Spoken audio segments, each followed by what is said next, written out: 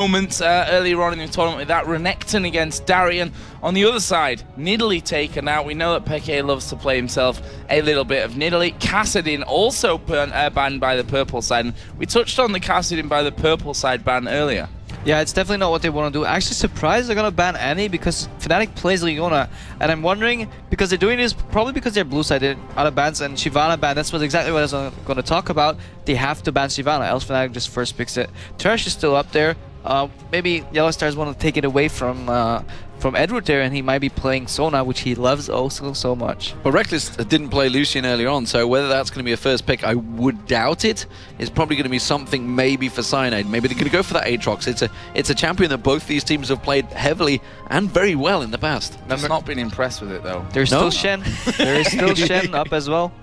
Yeah, Shen is still in here. I mean, Darien showed earlier that Lissandra very much a viable pick for him as well. Great initiations that he pulled out in the 2 games that we saw him on that. But lots of options open here, and you can see that Fnatic are taking their time with this first pick, definitely pondering what the best choice at this stage of picking is going to be. The problem is if you do like a mediocre first pick, you give 2 counter picks to Gambit immediately. Maybe the team's trying to say, guys, we saw Shen earlier on, it was great. So as you're gonna play it, and that's why he's looking so he's like, no, so down. He's like, no, okay, no, guys, first pick Thresh. Yep, exactly. Yeah. Because it's him picking after I was like, yeah, Shen, okay, Shen, you sure? Shen? Nah, let's just Shen Thresh. Actually, Elise coming through has been banned most of the games as well. Cyanide said it earlier, like, I'm not giving like Elise the trick because we're never giving anybody Elise, but apparently normal rules don't apply for Gambit, and they look like they want to pick it up. Well, maybe they're not expecting Diamond to play Elise in the jungle. It's something we've not seen. He's been pretty much sat on Vi the entire time, and there is the Aatrox pick. Double lookout for Cyanide. Like 2 of his champions stolen immediately. Will he go for Jarvan? We don't know. I think that's a very real possibility moving into this one now. We'll have to see. We do have Lee Sin still available, something that Cyanide shied away from a long time, but we also saw him bringing out the Lee Sin to great effect as well. So really interested to see what they go for this time around. And again, it seems like taking their time for this one. That Thresh pick going right up until the last second. Already, though, Aatrox and both Elise can jump immediately into the fight, so definitely an aggressive Gambit. Maybe we'll see some more reserved picks coming out. Is Peke gonna go for the Orianna again? Didn't work all too well, but maybe like the disengage and just the speed up and the shields coming out of her might be the kit they need to deal with Gambit's lineup. Well, what do you think Edward's going to go with here up against the Thresh? Is he going to go with the Sona maybe that generally they get forced into? Or is there a counter that he could use? I like what they do by just banning Annie and picking Thresh, and just Eddie has been playing a lot. He has played a lot of Zyra in the past, and it does alright against Thresh. I mean, he plays Sona too. It also does alright. Maybe Janna. Main key point for Janna is basically you want to disengage when Thresh goes in. Lands a hook, gives you the time to like make them collide with the tornado, stop him from going in. Obviously doesn't work if you're getting hooked yourself. Although Thresh has to immediately follow up on his hook because otherwise the lockdown will break and he can still get disengaged. Not entirely sold on the Janna pick. The last time he played it though in a scrim against us, he ran Exhaust and Ignite, so maybe see that here. I'm not scared of letting those kills come his way, that's for sure. Generally not. If anything we've learned in the past from Eddie, that is certainly it. But this Janna is still being hovered over, expecting their AD carry to come in from this one. Actually, going over towards Sona. If we pan the camera a little bit to the right, we probably see a very sad-looking Edward at this stage of things. Note that they're picking his champion now, so he doesn't have his own choice later. It's Alex deciding his fate. And it will be the Lucian locked in here, so Genja picking that one up. We've seen him already bringing out the Jinx earlier on. Right now, Fnatic sat on Trundle, Garen, or Fiora. Not sold on any of them. Actually, I like Trundle a lot because he's a really strong champion that a lot of people don't know how to deal with. I don't think Fnatic will end up picking him, but I just want to say, like, I'm a Trundle fan. Well, Nocturne is the jungler. It's the champion we saw Cloud9 running earlier on today. Meteor's playing that one. But the problem with Nocturne is one of those champions that can do really well or really badly. He basically needs synergy. He needs people to follow up with.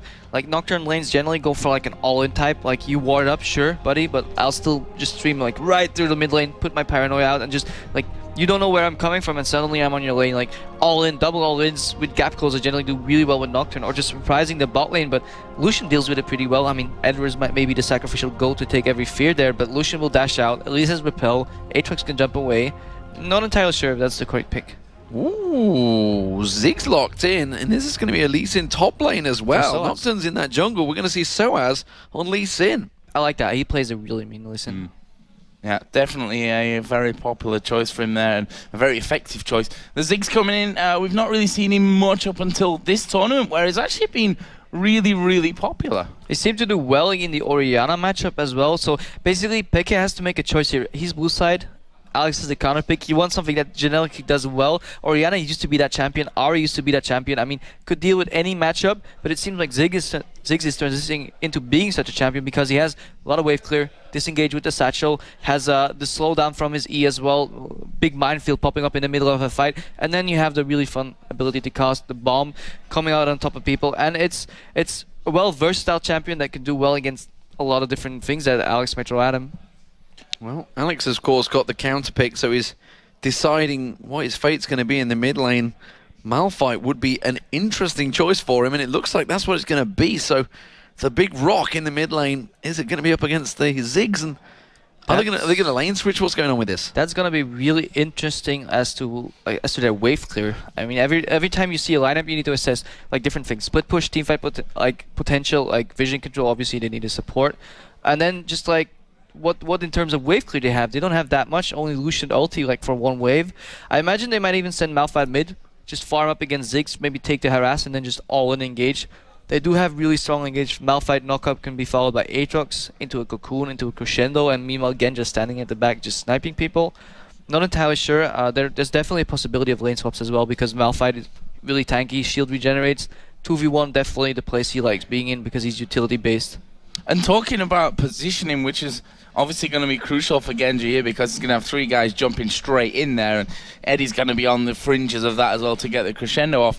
His positioning this event in particular has probably been the best that we've seen of him. That 2v4, I think it was, up in the enemy jungle earlier on in the tournament against Cloud9. I mean, he looks confident, yeah, I think that's the right word for it here. He's definitely been more aggressive. He's definitely looked more confident and willing to, push where usually he'd kind of sit back and act very passively. And if you look at Fnatic's lineup, for example, they don't even have that much crowd control effects. I mean, they need an insect almost from a Cyanide coming out and just dashing behind Genja, kicking him into the fight, because as we mentioned before in these casts, Lucian does pretty well against Thresh.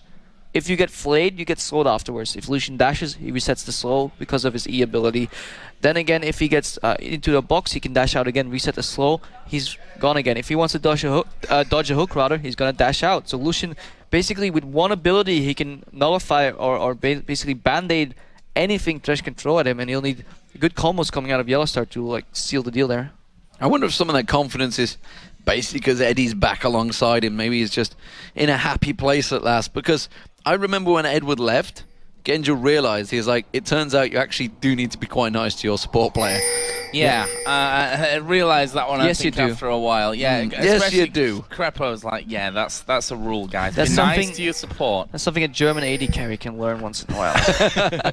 Hey, watch out. Pete's about as nice as it gets, I think. I don't think you could get much more of a nicer AD carry. You saw that black eye he got, it's because he wasn't nice to his support player. That's what happens. But we are in game, the grand final of the Intel Extreme Masters Cologne. Fnatic versus Gambit, a best of 3 with $18,500 for the winner. $7,500 for the second place, the loser of this best of 3. Let's talk a little bit about level 1 here, Crepo. Well, very passive. None of them have any CC train they can throw on each other, respecting. This is generally the Gambit we see. They don't want any wards in their jungle, so they're just settling on pink warding whatever they throw in. They might go for the typical Gambit move where AD carry and support try to mess with a buff. It's really safe because if they see too many people in there, they just back off.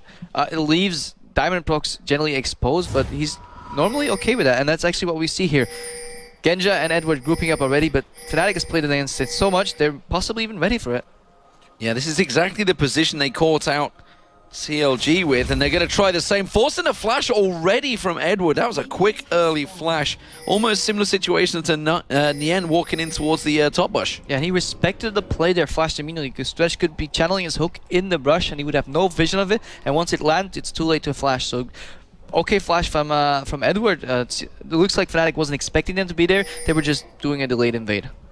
So let's have a look down some of the others. Of course, it will be Darian playing the Aatrox, starting off here with that Doran's Blade. So a fairly aggressive start from his side of things. He's going to be in that 2v1 lane. I say 2v1 lane, it's actually going to be a 1v1 lane in the bottom because Soaz is working his way down there with Lee Sin. Well, Darian on Aatrox, this is a champion that he basically was the first to bring out on the scene, I think it's safe to say, certainly in the European LCS.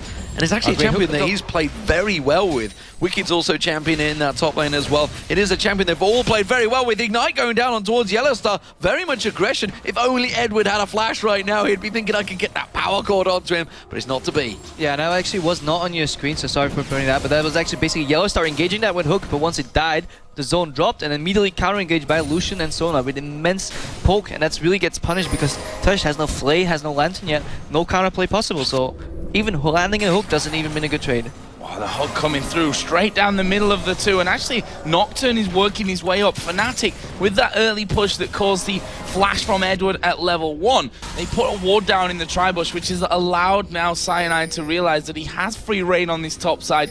However, with Elise still somewhere around there, they spotted him with that ward that was put down by Yellowstar. Also at the very start of the game, they saw that Elise on that top side and they don't want to risk it by the looks of things.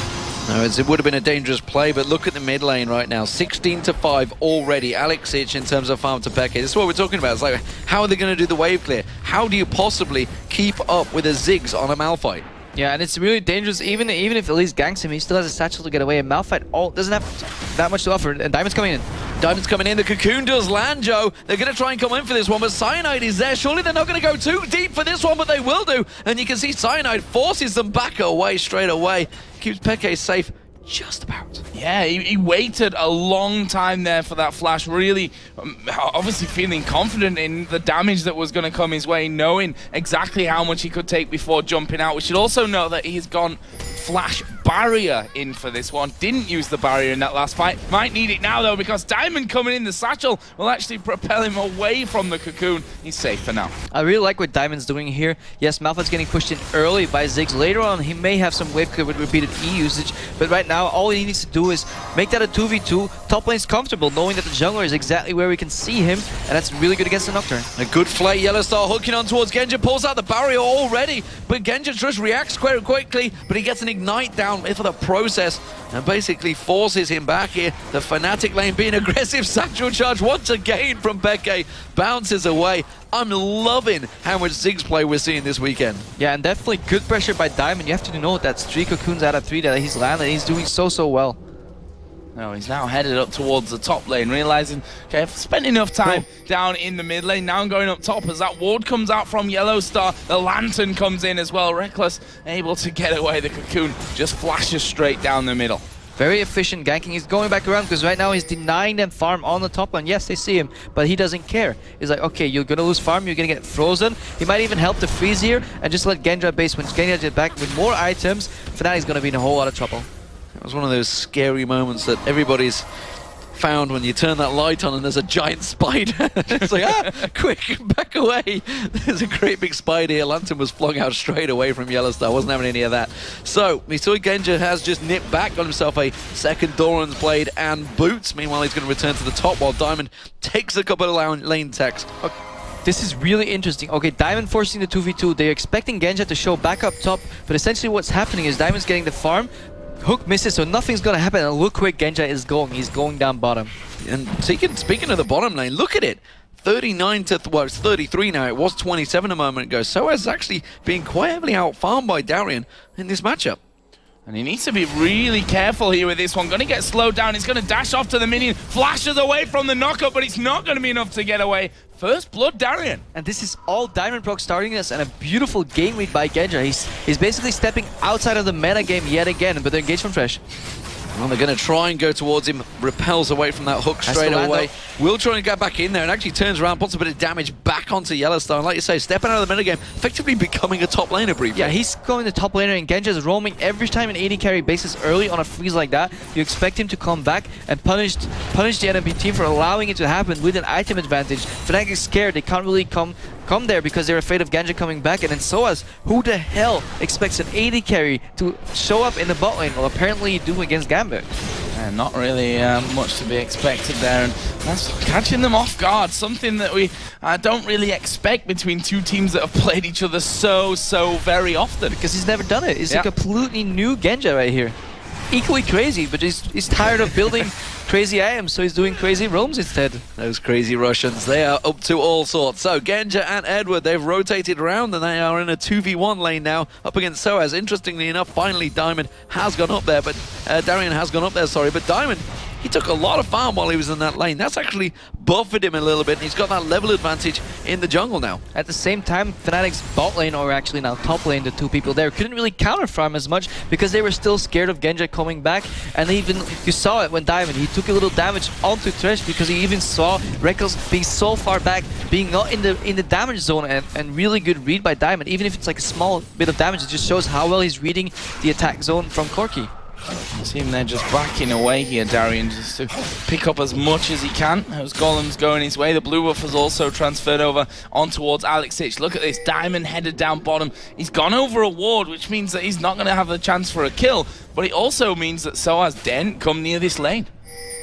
Yeah, they are absolutely being kept away, and now Darian has hit that level 7. He's got the pickaxe and longsword to go along with it. His wave clear is going to be pretty strong. There's no way they're going to be able to shove on that lane too heavily towards him. Diamond Prox waiting around the side. He's going to maybe go cast the cocoon on towards Sinai. I don't think he'll get the kill, but he's going to go full on aggressive. Pops that fear leash off. Will it be enough? Ziggs comes in, remember. He's going to have that long range poke, but unstoppable force is available from Alexic, and they know it. They have to step away. And what Gambit lacks in siege potential, they just make up with pressure. They don't even siege turrets and slow it take it down. They just say, hey, we're here, you better move away or you'll die. And that's exactly what they do. Look at the bottom tower, down to 30%. What does Gambit do? Rotate into a Drake. No more time to push, just go for the Drake. Drake is already been way started off, and that's going to be taken for free here. Fnatic not going to get anywhere near this one to stop that from happening, and that is going to be a nice reward for them as the lantern goes in like, confirmation for a timer. Yeah, that's all they get. See the time, at least for the next time that one's going to be coming up. Let's have a look at some of the early CS count here. Peke versus Alexic, that's where the big difference is. 82 to 52 CS in the mid lane. Yeah, but Peke does has a push advantage there. Yeah, he's gonna beat Malphite. Of course he is. Malphite has nothing to offer. But once he hits level 7, 8, and 9, that's where the pressure comes in and he can combo. But the problem is there. It's only a 300 gold difference. But look at the top. That's an 800 gold difference. Look at the jungle. That's a big difference. And now they're diving in, Joe. Yeah, flash hook came out. There's a crescendo coming down. Soaz is super low, but it's Edward that actually falls in there. Soaz able to stay alive from that one. I mean, yeah, basically, really good gank, transition into a tower push. This is exactly what Fnatic needs to do to get back into this game. Gambit caught a little off guard, and once they're dead, well, tower's a free push. Oh. Alex is popping down the bottom. Andrew Genja's been aggressed upon here. Cyanide gets that feeling. He's quite successful, turns him in the right way, but now he's going to back away, and Alex is still back down there. He's going to stop up force away. He could catch someone on towards the tower here, but it's only Soaz. He'd be crazy to go for it, but he does anyway. It gets kicked instantly away, and that is going to be Soaz getting away just about with the Ignite. That was a really damn well played play by Soaz. He kicked him immediately, even as he got knocked up there, because one more auto attack would have killed him. Damn, Soaz. Impressive. Impressive play. Now Diamond actually coming around the mid to Peke, who's got that blue buff on. Diamond didn't really want a piece of him. He's quite happy to sit back here and soak up a little bit of farm. But as you said, fantastic reactions really is what it was from Soaz to get that kick. It had to be smart cast. To get that kick off at the exact right time before he went down. And well, we didn't expect Alex to maybe go in for that one, but he was like, well, I can do it. I can take this one. Not quite working out for him, but all that time that Alex is roaming again puts him even further behind in CS. As long as his team picks it up though, it's fine. If you doesn't matter who gets the farm, as long as you get it all, it doesn't matter how you distribute it. You see that a lot with top laners like Rumble, or mid laners like Rumble, or mid laners like Malphite. They rely heavily on their ulti. As long as they get that off and they get the other members on their team farmed. For example, Diamond, he's at least percentual AP damage is really damn big thing. Yeah, and it was Diamond that actually picked it all up against Peke and that made sure the tower didn't get pushed in. And let's not forget Darian in this top lane. He's just been staying up here, farming away, and that's all he needs to do. He's going to become a tower pusher, but Joe, they're diving on towards Soaz. I don't think I'm going to be able to pass this one because he's going to go down. The Ignite is running, and now it's Darian that picks it up. It's going to be a tough job in that top lane now for Soaz. Ziggs bomb came in there from Peke, and he's going to try and rescue this turret. Darian obviously has his Bloodwell available here, but it's not something that he'd probably like to have popped at this point, so they decide just to walk away. Peke's pressure back, manages to keep that tower up. I really like the way Gambit's playing out the weaknesses of the composition and playing the strengths. It's like these 2-man, 3-man combos with CC chains on top of each other and just really high amounts of damage coming out. That's really, really what they need to win this game, and they're doing it. This game is so good, it's making Crepo become more Belgium as we speak. He's continuing, the accent's coming on strong. It started off Scottish at the weekend, but now he's into full It's Belgium. the Russian influence. But right now, it's 2-1. Gambit are in the lead. You can see it's just about 1,000 gold advantage they have. We saw a lot of bottom lane pushing, and we're back to it once again. Reckless being forced back by Genja, taken down to about a quarter health, 3/4 health there. Yellowstar also not able to land out that hook, but at the moment, it's Reckless with the CS advantage. Okay, Genja has ulti, so does Edward. A crescendo culling combo could be enough to force them out of lane. Not necessarily kill them, but get the tower, and we always see Diamond Fox approaching. Oh, this is really good poke from Genja, actually. He's catching on towards Reckless every time, and he has those rockets available. He has hit level 6, but in terms of farm, look at Peke. Level 11, he's way ahead.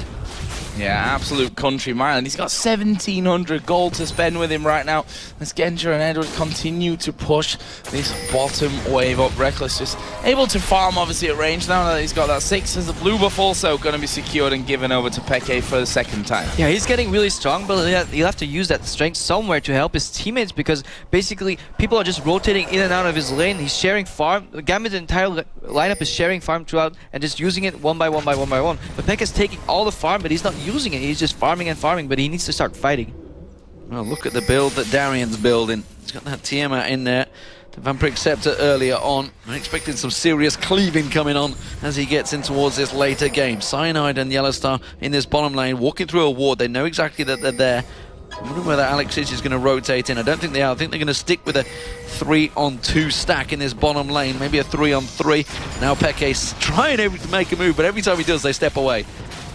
Diamond, he's hitting every single cocoon here today as well. Certainly on form with his aim. They know that Cyanide's there. They know that he's hanging around. And actually, they've got the vision of this one. Cyanide, he's going to pop on his spell shield and will be able to just walk off. Cocoon goes through and didn't hit Yellowstar, but he actually stopped the recall to get away. But this turret's gone. They've completely zoned them off it. Yeah, they're going to take the top turret as well. Darian, unstoppable really up there. Soaz can't do anything about it. Now he's got that build starting to really stack up. He just needs to pop that ultimate and just cleave it down. As I said before, they don't have 5-man siege, but they have good combos they can play out with each other. Like at least Sona Lucian still has insane amount of poke in the early game that can punish people defending a tower over and over, especially when they're in number disadvantage.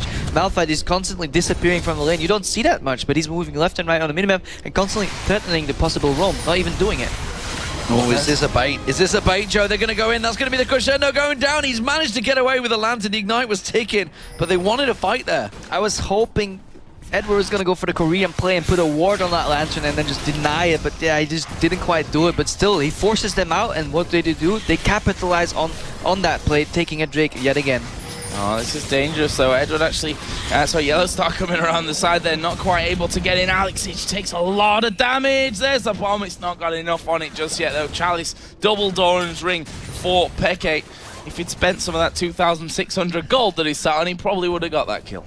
That's actually something, you know, that I was talking about earlier with Genja at the end of the CLG game. He was sitting on about 5k by the time the game ended. It's like, the final push, he had about 4k in the bag before they even picked up any kills. It was like, that could be dangerous, because, you know, that item could be the big difference. But Fnatic get themselves a first tower and his Peke, unsurprisingly, because he's been dominating the mid. Because he didn't base, he kept adding pressure and pressure and pressure. Other guys had to base. Peke's like, okay, I can buy right now and get stronger, but why do you need to get stronger? To get objectives. If you can get them anyways, it might as well be worth saving your time and just getting a really big item, spiking up, and sometimes even surprising your opponents. If suddenly show up with a Rabadons or whatever you have, he actually went for the Athenes here, but the spike in damage can really catch people off guard.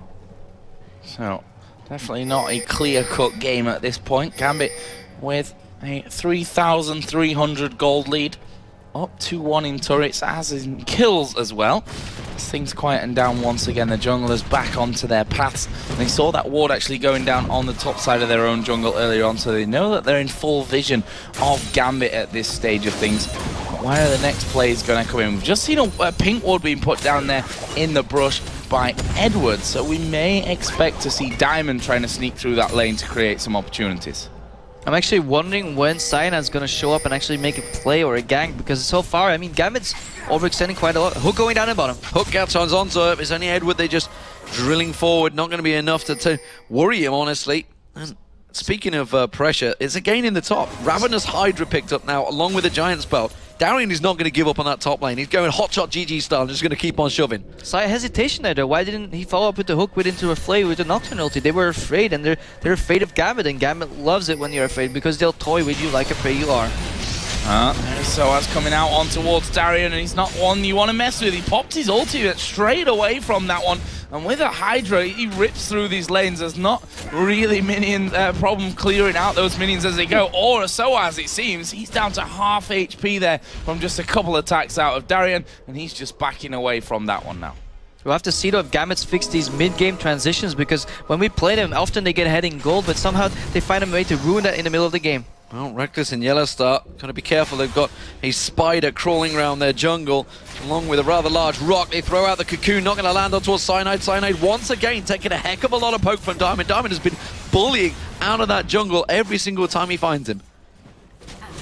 Down on the bottom side, Gambit continue to push this lane up. They're already up to that inner turret. They've got the wards down there. That red buff is going to be stolen away. And Fnatic starting to lose the control of their own jungle. That sets up a dangerous precedent moving forward. Slightly problematic for Gambit is though, they have to split push. They don't have 5v5 siege, and that means Nocturne can jump anywhere, followed up by the Ziggs bomb. But it does look like extra pressure on top of him because of the passive Darian has. He can overextend because he doesn't even care about dying. The tower's going to go down to Darian, but Peke and Soaz are both there. They may try and get claps on towards him, but he can just jump away like that. He's taking an inner turret all on his own. And draws pressure to top lane, which allows a little chipping away in mid turret, and this is exactly what Darian has to do with Aatrox. Split push all day, draw aggro, jump out when he can. Even if he has to die, they have to burn through his entire health, then his passive, wait for that to come up, and then kill him again. Meanwhile, Gambit can answer that with pushes throughout the entire map. So you're trying to suggest that Darian is actually Ivan Drago? Yeah, if he's got to die, he dies. Oh, Peke getting caught out here. This could be real dangerous to Satchel, though. Well, lift him off to safety behind his own turret. Gambit have actually let this bottom lane push up a little bit further through now as well. So they are going to draw Fnatic out if they want to get in there on any of that farm. Couple more items coming in as well. Reckless just finishing off that Trinity Force. The Tiamat now added in finally for Soaz. It just shows you how far behind he is, sadly, at this point. Interesting pickup though, the blue buff going to Alex, who already has some CDR coming from his Athenes, which means he probably puts him around 40% already. That means maybe they're going for an ultimate play and they want to chain 2 Malphite ultis in a short span of time. Well, so far, Gambit, they seemingly are in the position to start pushing areas of the jungle. Peke comes around, just catches a glimpse of Alex Ich, but Alex Ich is motoring it down the bottom. That's where they want to focus. They can see they're forcing Fnatic back. And if it wasn't for spotting Alex quite so early, I'm not too sure if the warning signs would have gone off down the bottom lane. Instead, they are looking at to engage. Diamond, I think he was forced to flash away there. Yes, he was. So Flash was burned from Diamond. Now with that blue buff on Alex Ich and actually going for the Athenes and not really building super tanky, but actually going for a slight AP alteration of Malphite, combine that with Lucian and Sona and Elise having magic damage, they actually have a lot more poke than I initially expected, and they actually may grow into the siege potential they need to close out this game. So let's see then. Fnatic here pushing that mid lane back out. They took the tower down earlier on, of course. Still lacking behind here, and a lot of that coming from the farm, that's for sure. But you know, the way that Gambit have been playing right now, it's going to be hard to stop Darian because he's a confidence player, that guy, you know. When he's down, you see him just wandering down in lanes and just dying over and over and over and over again.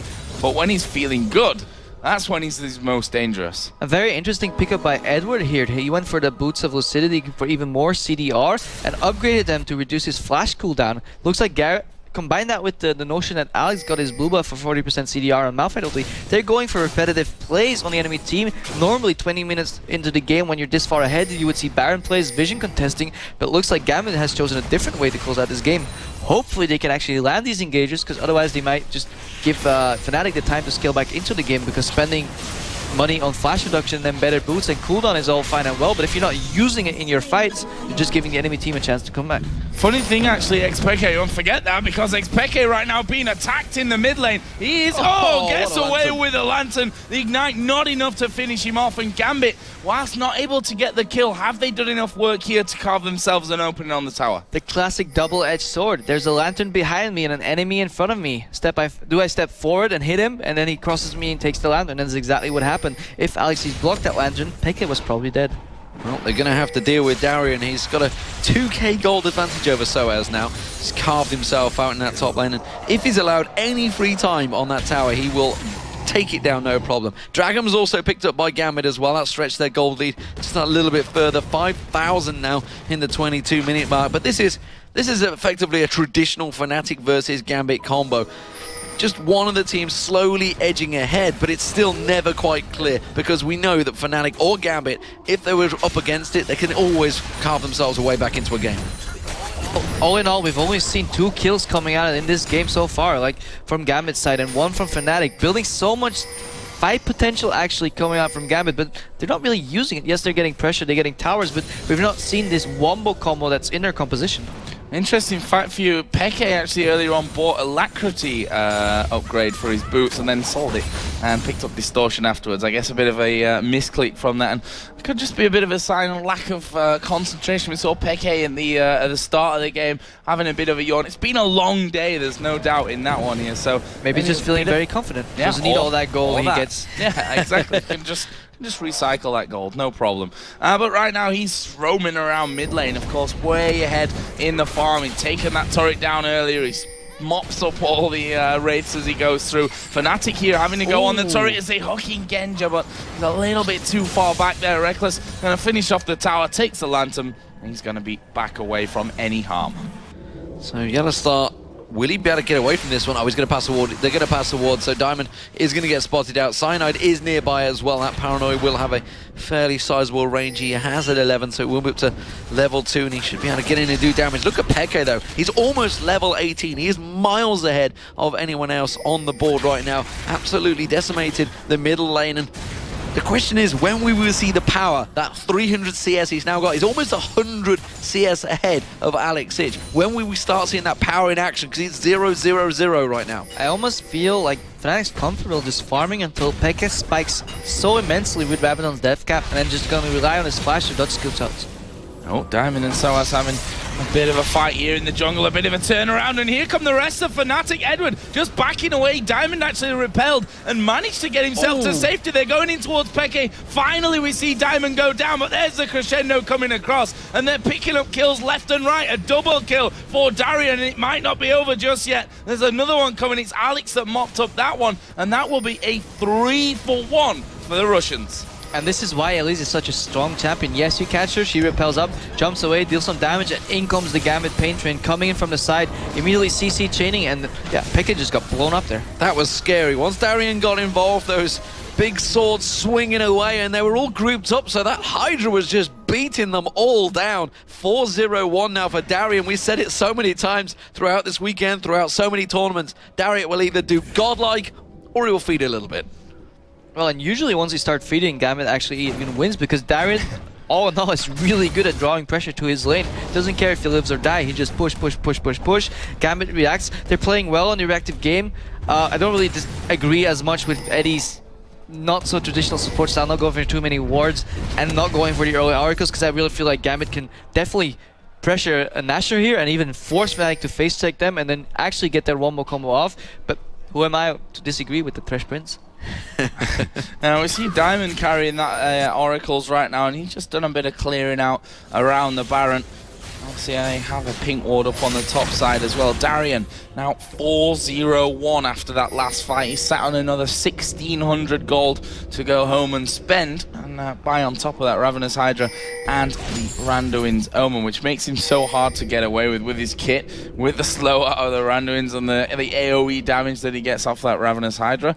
Not easy to get away from, and if he's in the middle of your team, you're in trouble. Then you're definitely in trouble. It actually indicates that all Fnatic has going for them, all they need to hope for is basically Gambit making a mistake, the old Gedja coming back, split pushing all the way too far, and then actually maybe Malphite ulti missing, and then Ziggs doing a whole lot of damage. But right now, Gambit's just taking Nashor. Well, I mean, they're seeing Genja in the bottom lane, they're seeing 2 in the mid lanes. Like, there's no chance they're doing Baron, but it's a 2-man Baron. Darian, of course, with that Ravenous Hydra. Diamond throwing his little Spiralings in there, and they're tanking out the damage quite easily. They've got good ward coverage. They know that nobody is anywhere near this on Fnatic. They saw Soaz going towards that top lane, and that is a 2-man Baron 26 minutes in. But we talk about German efficiency, but this is Russian efficiency. This is only 3 wards protecting the entire Baron area, and they just take it down with 2 people, distracting Fnatic. Edward proving right that you only needed those 2 wards to get that Nashor. He said, don't argue with the Thresh Prince, man. I just get 1 up. And that leaves them even further ahead. We're approaching the 10,000 gold. It's 8 at this point. Well, Gambit now with that Baron are going to be making Fnatic run scared. We've just seen a Thorn Nail picked up now by Darian. Very interesting build path that is going here, Crepo. Basically, they're telling us all that they're going to blow up Peke and then deal with all the rest one by one. I mean, if Soaz wants to duel Darian, he'll die. If Cyanide wants to duel Darian, he'll die. If somehow Darian's split pushing and Peke comes to clean the waves, he's okay with that because the rest of his team is just so weak that they'll die to the remaining 4v4. And funnily enough, Alex, it's the way he's building, it's like it's the fear of an ARAM game, effectively, because he's the full AP Malphite, which you only ever normally see in an ARAM. And actually that 4, I'd love to know how much damage that can do, actually. It's going to be hitting for a hell of a lot. Yeah, it's already up to 680 as Unstoppable 4, so if that manages to find its target in about 4 or 5 people, followed with the crescendo, followed with Darian diving in and getting that Hydra swinging, he is going to massacre that team. This is basically, Gambit is not going for like the one guy that's the full tank. They all have elements of damage and all have elements of tankiness. Alex is getting caught though. Yeah, we'll see if they can take him down though from this one. As you said, he's not exactly weak on his own, and he dives in on towards Reckless with the Unstoppable Force. Reckless will not get away. And I tell you what, in a 1 versus 3, that's not a bad outcome for it. Meanwhile, Gambit here are pushing straight down the mid lane. Yeah, they're basically every single member on Gambit has enough tankiness to survive for a very short while. Dear. At the same time, dive in doing so much damage. Dead. Gonna get him out the Zhonyas, but not gonna be able to get away with this. It's a 4-man Gambit pushing on towards the inhibitor turret, and well, Darian's gonna be hooking out, putting that ultimate down. He's just gonna be cleaving out that inhibitor. It's not gonna survive. Look at the damage pounding down on towards it. Will they continue pushing? I wouldn't have thought so. They should step away from this one, and that's simply a kill trade, and then they get themselves in inhib. Yeah, positioning on that bottom side as well there by the Tribush. It's a 1v3, Alex goes down, the rest of them are in position to swoop straight down into towards that middle inhibitor turret. We saw a great cocoon again from Diamond to actually start that one off. Yeah, definitely Diamond MVP solves all the issues the lanes have in early game and is everywhere he needs to be. One thing I'd question there, why didn't Pekka use his bomb to clear the wave? That would have stopped that dead. And the rest of his team would have recalled, which they had, and they would have been back there. You saw them turn up just as the inhib died. Does Gambit even need a wave to push in? That is a good question. With the Randians and a Thornmail. Darian probably could have. I think after DreamHack 2011 or 2012, whenever it was, they gave up on waves and they're just gonna storm the front. You proved the point during that tournament, and 27,000 difference. Good lord! Did anyone see Reckless? Because I didn't. Well, he's gone. He is a goner. We all gave up on waves, by the way, after that game. Almost gave up on life halfway through it. It was that long. But Gambit here, I mean, when Alex can do that to your AD carry, Unstoppable Force is named for a reason. You're not going to be able to stop him getting in. See, usually I was never a big fan of AP Malphite because it's so binary. Either you get him or you don't, but it does seem like you get him immediately with this combo. Look at Eddie. He's like, look what I found. I've got a top laner and he's going to try and catch me. Not going to happen. Gets taken down. It's Genji gives the kill. I think this is almost approaching all she wrote for Fnatic, and I just hope they can wake up next game because Gambit looking really strong. You know what it is? It's because Groove's here now. Groove flew in from LA, and sure as hell, Gambit are playing like they mean it. Yeah, they're not messing around, that's for sure. Edward actually getting that blue buff here from that last turnaround, not letting it go over towards Alex. They're going to push onto this inner turret in the bottom lane, and this game is pretty far gone now, I think we can say, in terms of Fnatic's hope. 12,000 gold the difference between them, and Pop.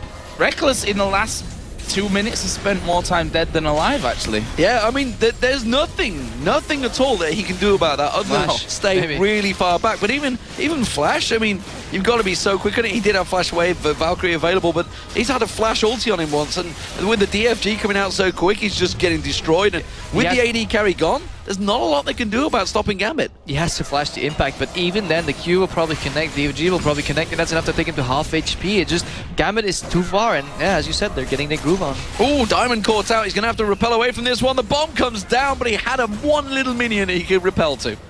And that's you see a bit of a problem here from Peke.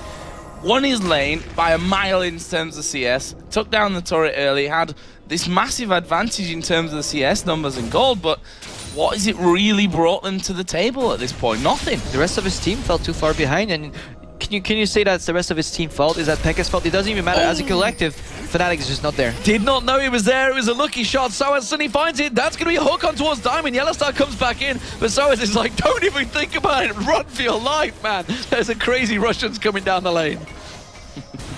Now gonna keep going down that lane as well. A minion wave coming down. Already seen they don't really need minions, to be honest. This time might play a little bit more cautious with that one. Nope, they're gonna wait till they've got just one caster minion, then they're gonna go in for it. They're basically waiting for top and mid to push in a little bit, and then Alex is probably still deciding who he's gonna pop and just one-shot completely. Let's see at the kills for Fnatic, whose KDA can be ruined the most by Alex jumping in.